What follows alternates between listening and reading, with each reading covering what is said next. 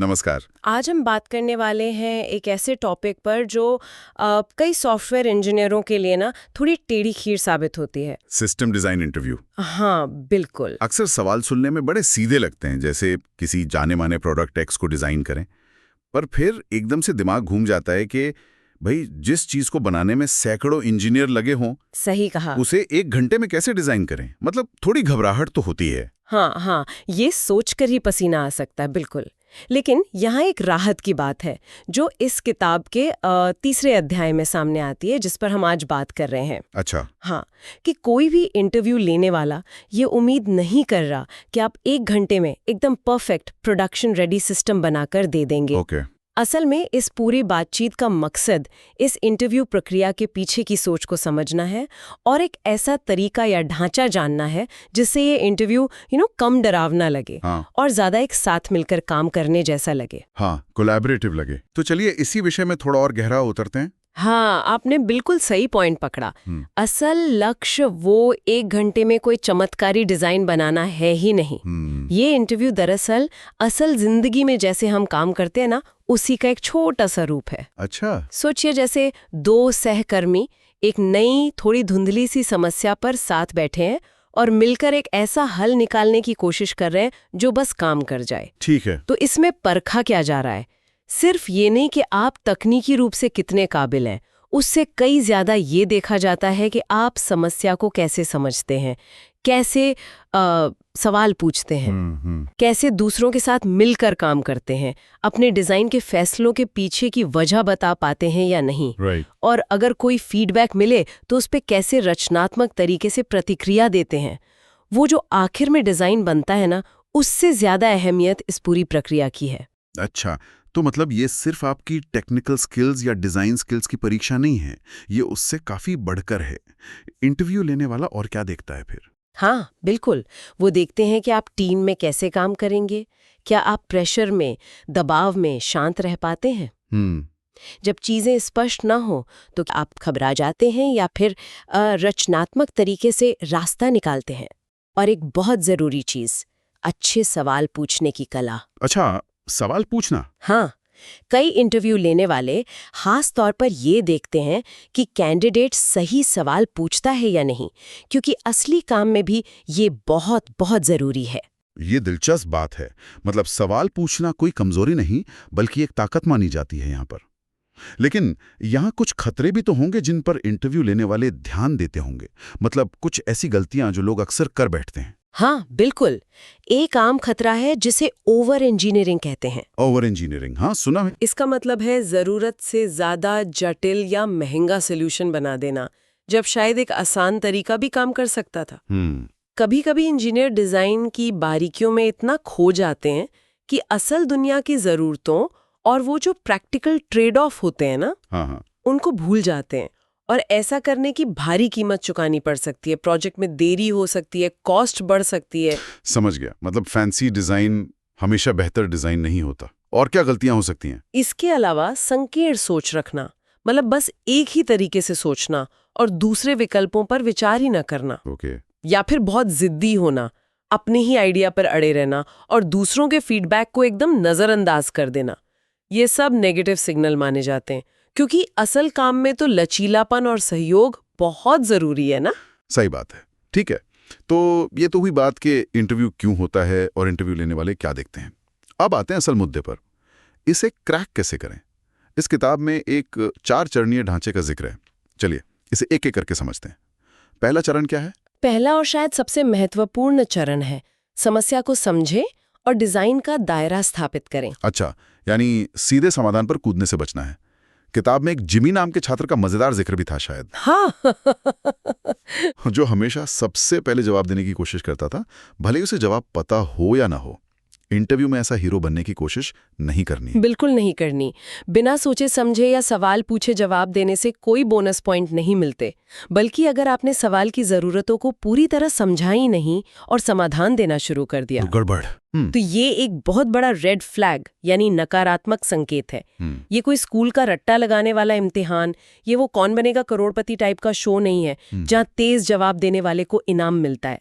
सही है। तो फिर करना क्या चाहिए इस पहले चरण में? धीमे चलें, आराम से सोचें। सबसे जरूरी है सवाल पूछना। सवाल पूछना। हाँ, सवाल पूछकर जरूरतों यानी रिक्वायरमेंट्स और मान्यताओं यानी अजम्पशंस को स्पष्ट करना। एक इंजीनियर के तौर पर सबसे अहम स्किल्स में से एक यही है, सही सवाल पूछना, सही अंदाजे लगाना और सिस्टम बनाने के लिए जरूरी सारी जानकारी इकट्ठा करना। इंटरव्यू लेने वाला अक्सर जानबूझकर अस्पष्ट सवाल पूछता है, ये देखने के लिए कि आप कैसे क्लैरिटी लाते हैं। तो हिचकिचाना बिल्कुल नहीं है, सवाल जरूर पूछने हैं। ये बात तो बिल्कुल गांठ बांधने वाली है। लेकिन किस तरह के सवाल पूछने चाहिए, कुछ उदाहरण दे सकती हैं? हाँ, ऐसे सवाल पूछें जिनसे प्रोडक्ट की सटीक जरूरतें साफ हों। जैसे हम कौन सी खास सुविधाएं मतलब फीचर्स बनाने जा रहे हैं, क्या सब कुछ बनाना है या कुछ मुख्य चीजों पर फोकस करना है। ओके। इस प्रोडक्ट के कितने यूजर्स होंगे, अभी कितने हैं और भविष्य में कितने हो सकते हैं। कंपनी कितनी तेजी से बढ़ने मतलब स्केल अप करने की उम्मीद कर रही है, अगले 3 महीने, 6 महीने या 1 साल में अनुमानित ट्रैफिक या यूजर संख्या क्या हो सकती है। ये जानना जरूरी है ताकि डिजाइन फ्यूचर प्रूफ हो सके थोड़ा। हाँ, स्केलेबिलिटी के लिए। बिल्कुल। और कंपनी का मौजूदा टेक्नोलॉजी स्टैक क्या है, क्या कोई ऐसी सर्विसेज या टेक्नोलॉजी हैं जिनका हम इस्तेमाल कर सकते हैं या हमें सब कुछ स्क्रैच से बनाना है। ये बहुत अच्छे सवाल हैं। किताब में एक न्यूज़ फीड सिस्टम का उदाहरण भी दिया गया था, है ना? उसके संदर्भ में कैसे सवाल पूछे जा सकते हैं? हाँ, उस उदाहरण के लिए आप पूछ सकते हैं, क्या ये सिर्फ मोबाइल ऐप है या वेब ऐप या दोनों के लिए बनाना है। ठीक। सबसे महत्वपूर्ण फीचर्स कौन से हैं? क्या यूजर बस पोस्ट कर सके और दोस्तों की फीड देख सके या लाइक, कमेंट, शेयर जैसी चीजें भी जरूरी हैं। फीड किस क्रम में दिखेगी, क्या सबसे नई पोस्ट पहले दिखेगी, क्रोनोलॉजिकल, या कोई खास एल्गोरिदम होगा जैसे करीबी दोस्तों की पोस्ट ज्यादा महत्वपूर्ण। राइट। एक यूजर के औसतन और अधिकतम कितने दोस्त हो सकते हैं, जैसे फेसबुक की लिमिट 5000 है। ये नंबर सिस्टम की डिजाइन पर काफी असर डालेगा। हाँ, डेटाबेस डिजाइन पे। बिल्कुल।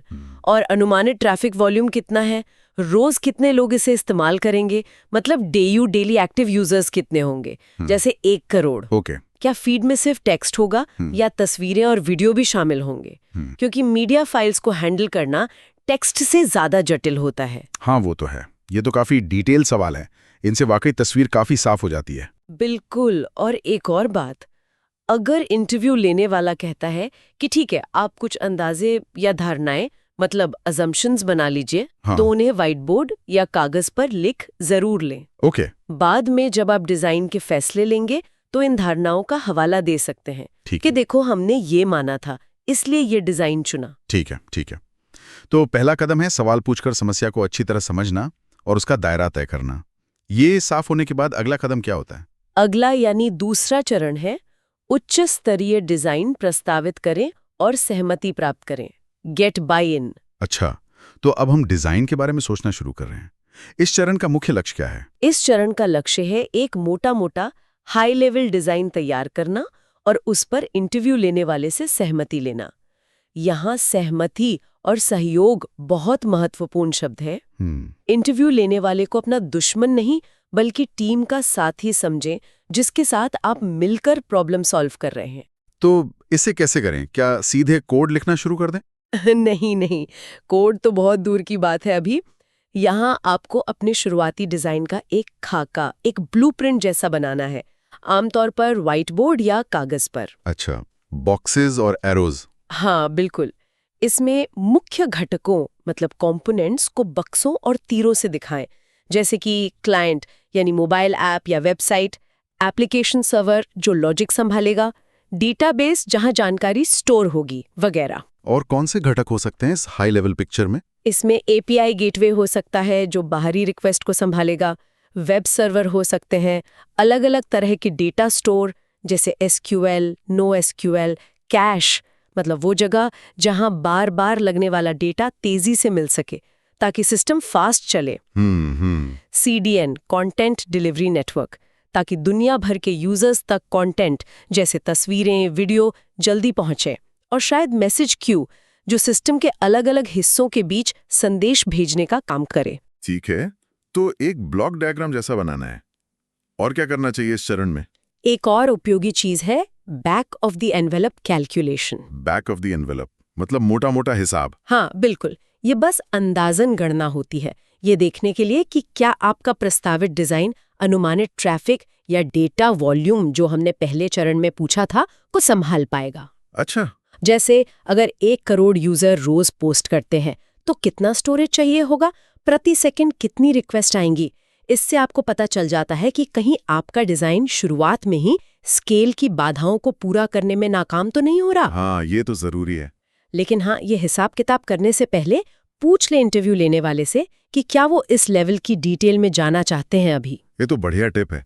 इससे अंदाजा लग जाएगा कि सिस्टम कितना बड़ा या छोटा बनाना है। और कुछ स्टेप में हाँ, कुछ ठोस उपयोग के मामलों यानी यूज केसेस पर विचार करना भी सहायक होता है। जैसे न्यूज़ फीड वाले उदाहरण में 2 मुख्य यूज केस हो सकते हैं। पहला, एक यूजर नई पोस्ट डालता है। दूसरा, एक यूजर अपनी न्यूज़ फीड देखता है। ये यूज केस के बारे में सोचने से डिजाइन को सही दिशा मिलती है और कभी-कभी ऐसे एज केसेस भी पकड़ में आ जाते हैं जिन पर आपने शायद ध्यान न दिया हो। यहाँ एक सवाल मेरे मन में आ रहा है, क्या इस हाई लेवल चरण में हमें API एंड पॉइंट्स यानी वो स्पेसिफिक एड्रेस जिनसे क्लाइंट सर्वर से बात करेगा, या डेटाबेस स्कीमा यानी डेटाबेस में टेबल कैसे दिखेंगे, जैसी बारीकियों में जाना चाहिए? ये एक अच्छा सवाल है और किताब के अनुसार इसका जवाब है ये निर्भर करता है। अच्छा। अगर आप गूगल सर्च जैसा बहुत बड़ा सिस्टम डिजाइन कर रहे हैं तो शायद API या स्कीमा इस स्तर पर बहुत ज्यादा डिटेल हो जाएगी। लेकिन अगर आप किसी मल्टीप्लेयर पोकर गेम का बैकएंड जैसा छोटा सिस्टम बना रहे हैं तो हो सकता है कि इन पर बात करना उचित हो। सबसे जरूरी बात वही है, इंटरव्यू लेने वाले से पूछें, उनसे संवाद करें कि वो किस तरह का विवरण चाहते हैं। समझ गया। तो मेन बात है कम्युनिकेशन और बाय इन। न्यूज़ फीड वाले उदाहरण को ही लें तो हाई लेवल डिजाइन कैसा दिख सकता है उसका? उस केस में जैसा आपने पहले बताया, डिजाइन को 2 मुख्य प्रवाहों मतलब फ्लोज में बांटा जा सकता है। पहला, फीड प्रकाशन। जब कोई यूजर पोस्ट करता है तो वो डेटा कैसे सिस्टम में जाता है, कहाँ स्टोर होता है और कैसे उसके दोस्तों तक पहुंचने की प्रक्रिया शुरू होती है। ठीक। दूसरा, न्यूज़ फीड निर्माण। जब कोई यूजर अपनी फीड देखने आता है तो उसके दोस्तों की हाल की पोस्ट कैसे इकट्ठी की जाती हैं और उसे दिखाई जाती हैं। इन दोनों फ्लोज के लिए मोटे तौर पर कंपोनेंट डायग्राम बनाए जा सकते हैं। ठीक है। तो चरण 1 में सवाल पूछे, जरूरतें समझी। चरण 2 में एक मोटा खाका बनाया और उस पर सहमति ली। अब क्या? अब आता है चरण 3, डिजाइन का गहन विश्लेषण, डीप डाइव। जैसा नाम से लग रहा है, अब बारीकियों में जाने का समय है। हाँ, बिल्कुल। इस पड़ाव तक आप और इंटरव्यू लेने वाले सिस्टम के ओवरऑल लक्ष्यों और मुख्य फीचर्स पर सहमत हो चुके हैं। आपके पास हाई लेवल डिजाइन का एक खाका है और उस पर शुरुआती फीडबैक भी मिल चुका है। राइट। अब इंटरव्यू लेने वाले के साथ मिलकर आर्किटेक्चर के अलग-अलग हिस्सों की पहचान करनी है और उन्हें प्राथमिकता देनी है कि किन पर ज्यादा गहराई से बात करनी है। हर इंटरव्यू अलग होता है। कभी-कभी इंटरव्यू लेने वाला शायद हाई लेवल डिजाइन पर ही ज्यादा फोकस रखना चाहे, लेकिन अक्सर खासकर ज्यादा अनुभवी उम्मीदवारों के साथ वो चाहेंगे कि आप सिस्टम के प्रदर्शन यानी परफॉर्मेंस, संभावित रुकावटों या बाधाओं, बॉटलनेक्स जिन्हें कहते हैं, यानी वो जगह है जहां सिस्टम धीमा पड़ सकता है, और संसाधनों जैसे सर्वर, मेमोरी के अनुमानों पर विस्तार से चर्चा करें। तो इंटरव्यू लेने वाला बताएगा कि किस हिस्से पर फोकस करना है? आमतौर पर हाँ, वो आपको संकेत देंगे, या फिर आप खुद पूछ सकते हैं कि वो डिजाइन के किस हिस्से पर ज्यादा जानना चाहेंगे। ज्यादातर मामलों में वो चाहेंगे कि आप कुछ खास सिस्टम घटकों के अंदरूनी कामकाज पर बात करें। जैसे अगर आप URL शॉर्टनर यानी लंबे वेब पतों को छोटा करने वाला सिस्टम डिजाइन कर रहे हैं, तो वो शायद हैश फंक्शन के डिजाइन में रुचि लेंगे कि कैसे आप एक लंबे URL को भरोसेमंद तरीके से छोटे यूनिक कोड में बदलेंगे। ओके। और कोई उदाहरण? अगर आप एक चैट सिस्टम डिजाइन कर रहे हैं तो दिलचस्प सवाल हो सकते हैं, मैसेज भेजने में देरी, लेटेंसी को कैसे कम किया जाए। हजारों या लाखों यूजर्स की ऑनलाइन ऑफलाइन स्थिति, प्रेजेंस जिसको कहते हैं, उसको कुशलता से कैसे ट्रैक किया जाए। ये वो जगहें जहां आप अपनी गहरी तकनीकी समझ दिखा सकते हैं। लेकिन यहाँ एक खतरा भी हो सकता है, कहीं हम किसी एक छोटी सी चीज की डिटेल में इतना न खो जाएं कि बाकी जरूरी चीजें छूट जाएं। टाइम का भी तो ध्यान रखना है। ये बहुत ही वैलिड पॉइंट है। समय प्रबंधन, टाइम मैनेजमेंट यहाँ बहुत ज्यादा जरूरी है। इंटरव्यू का समय लिमिटेड होता है, आमतौर पे 45 मिनट से 1 घंटा।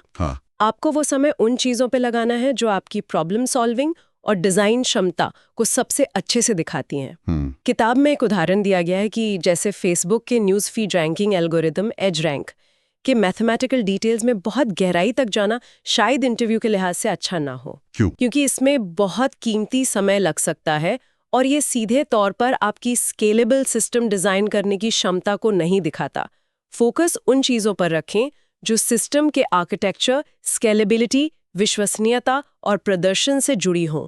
तो न्यूज़ फीड वाले उदाहरण में इस डीप डाइव चरण में क्या हो सकता है? उस उदाहरण में जैसा हमने पहले जिक्र किया था, 2 मुख्य यूज केस थे, फीड प्रकाशन और न्यूज़ फीड रिट्रीवल। इस चरण में आप इन दोनों फ्लोज का ज्यादा डिटेल्ड विश्लेषण कर सकते हैं। अच्छा, आप शायद ज्यादा विस्तृत चित्र बनाएं जिनमें स्पेसिफिक सर्विसेज, डेटाबेस के प्रकार जैसे यूजर डेटा के लिए SQL, फीड डेटा के लिए NoSQL, कैशिंग की रणनीति, लोड बैलेंसर वगैरह दिखाए गए हों। आप ट्रेड ऑफ्स पर बात कर सकते हैं जैसे रीड बनाम राइट को ऑप्टिमाइज करने के तरीके, डेटा कंसिस्टेंसी कैसे सुनिश्चित करें वगैरह। समझ गया। तो इस चरण में हम डिजाइन के चुने हुए हिस्सों को बारीकी से देखते हैं, तकनीकी निर्णय लेते हैं और उनके पीछे का कारण बताते हैं। इसके बाद क्या आता है? Final step. इसके बाद आता है अंतिम यानी चौथा चरण, समापन, रैप अप। इंटरव्यू खत्म होने से पहले का समय। हाँ, इसमें क्या होता है? इस चरण में आम तौर पर इंटरव्यू लेने वाला कुछ फॉलोअप सवाल पूछ सकता है या फिर वो आपको कुछ अतिरिक्त बिंदुओं पर बात करने की खुली छूट दे सकता है। ये आपकी समझ को और परखने और चर्चा को समेटने का मौका होता है। तो किन दिशाओं में बात जा सकती है इस चरण में? किताब में कुछ सुझाव दिए गए हैं? हाँ, कुछ अच्छे सुझाव हैं।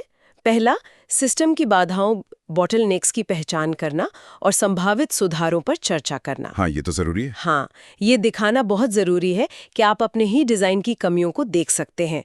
कभी भी ये न कहें कि आपका डिजाइन एकदम परफेक्ट है और इसमें कोई सुधार नहीं हो सकता। हमेशा कुछ बेहतर करने की गुंजाइश होती है। ये आपकी क्रिटिकल थिंकिंग दिखाने का एक शानदार अवसर है। सही बात। और दूसरा, अगर आपने इंटरव्यू के दौरान कई विकल्प या समाधान सुझाए हैं, तो अंत में अपने फाइनल डिजाइन का एक संक्षिप्त विवरण देना, रिकैप करना उपयोगी हो सकता है। इससे इंटरव्यू लेने वाले को सब कुछ एक साथ याद आ जाता है। ठीक है। तीसरा, त्रुटि स्थितियों, एरर केसेस पर बात करना। सिस्टम में क्या क्या गड़बड़ हो सकती है, जैसे सर्वर का फेल होना, नेटवर्क का कटना, और आपका डिजाइन उन्हें कैसे संभालेगा। चौथा, ऑपरेशनल मुद्दे। सिस्टम जब चलने लगेगा तो उसकी निगरानी, मॉनिटरिंग कैसे करेंगे, महत्वपूर्ण मैट्रिक्स और एरर लॉग्स को कैसे ट्रैक करेंगे, नए वर्जन को कैसे रोल आउट करेंगे। अच्छा। पांचवा, अगले स्केल कर्व को कैसे संभालेंगे, यानी अगर आज आपका डिजाइन 10 लाख यूजर्स संभाल सकता है, तो कल 1 करोड़ या 10 करोड़ यूजर्स को संभालने के लिए क्या बदलाव करने होंगे। स्केलेबिलिटी पर सोचना बहुत जरूरी है। राइट। और छठा, अगर आपके पास और समय होता तो आप और क्या सुधार प्रस्तावित करते। ये दिखाता है कि आप हमेशा बेहतर करने के बारे में सोचते हैं। ये तो समापन के लिए काफी सारे अच्छे पॉइंट्स हैं। तो ये 4 चरणीय ढांचा समझे, high level design, deep dive और समापन, काफी लॉजिकल और प्रैक्टिकल लग रहा है। किताब में शायद कुछ करने और ना करने वाली बातों, मतलब डूज एंड डोंट्स का भी जिक्र होगा। हाँ, बिल्कुल। ये कुछ मुख्य बातें हैं जो करनी चाहिए। डूज, हमेशा स्पष्टीकरण मांगे, कभी भी अंदाजे न लगाएं, सवाल पूछकर चीजें साफ करें। ठीक। आवश्यकताओं को समझें, जाने के वास्तव में बनाना क्या है। समझे कि कोई एक सही जवाब नहीं है। एक स्टार्टअप का समाधान एक बड़ी कंपनी के समाधान से अलग हो सकता है। कॉन्टेक्स्ट जरूरी है। अपनी सोच जाहिर करें। इंटरव्यू लेने वाले को बताएं कि आप क्या सोच रहे हैं। चुपचाप न रहें, संवाद करें, कम्युनिकेट करें। हाँ, कई दृष्टिकोण सुझाएं। अगर संभव हो तो अलग अलग विकल्पों और उनके फायदे नुकसान पर बात करें।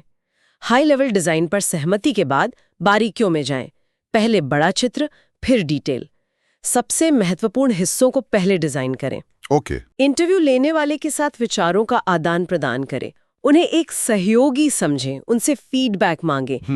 कभी हार न माने। अगर आप कहीं अटक भी जाते हैं तो कोशिश करते रहें, मदद मांगे, लेकिन गिव अप ना करें। ये तो हुई क्या करें वाली बातें, और क्या ना करें के बारे में क्या बताया गया है। कुछ चीजें जिनसे बचना चाहिए, बिना तैयारी के ना जाएं। हाँ। सामान्य सिस्टम डिजाइन सवालों जैसे news feed, URL shortener, chat system के बारे में पहले से सोचकर और अभ्यास करके जाएं। हाँ, प्रैक्टिस जरूरी है। बिल्कुल, बिना जरूरते समझे समाधान पर ना कूदें, ये पहले चरण का उल्लंघन है। शुरुआत में ही किसी एक कंपोनेंट की बहुत ज्यादा बारीकियों में ना जाएं, पहले हाई लेवल डिजाइन पर सहमति लें। राइट। संकेत मांगने में संकोच न करें। अगर आप वाकई कहीं अटक गए हैं तो मदद मांगना ठीक है, ये सहयोग का ही हिस्सा है। ओके। चुपचाप सोचते न रहें, अपनी विचार प्रक्रिया को आवाज दें। ये ना सोचें कि डिजाइन बताने के बाद इंटरव्यू खत्म।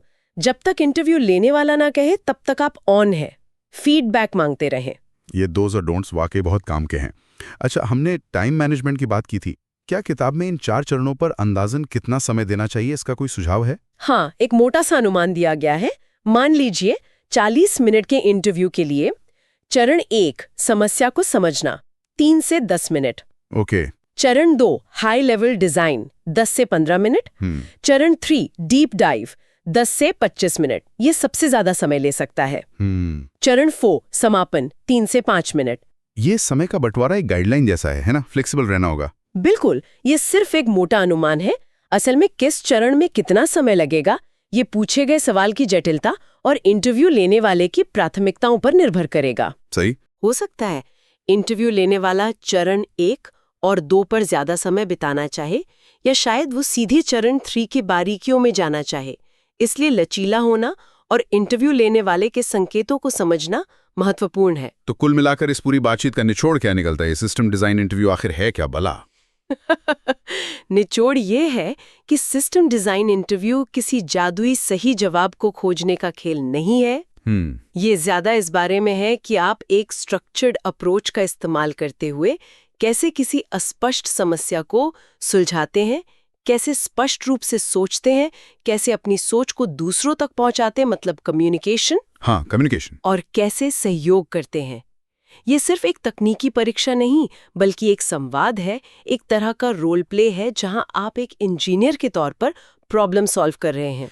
ये वाकई एक बहुत अलग नजरिया है इसे देखने का, ज्यादा हेल्दी नजरिया है शायद। हाँ, और एक विचार जो शायद आगे सोचने लायक हो, जिस पर किताब सीधे तौर पर बात नहीं करती, लेकिन ये पूरी प्रक्रिया उसे सामने लाती है। क्या? वो ये कि जब तकनीक और जरूरतें इतनी तेजी से बदल रही हैं, तो किसी सिस्टम को डिजाइन करने का वास्तव में मतलब क्या है?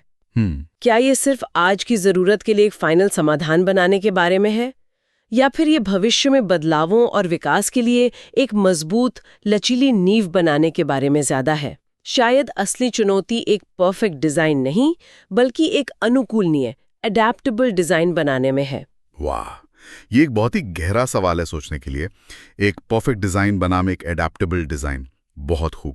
इस जानकारी भरे अध्याय के विश्लेषण और इन अहम नुकात को साझा करने के लिए आपका बहुत बहुत धन्यवाद। धन्यवाद। तो आज की हमारी ये बातचीत यही समाप्त होती है।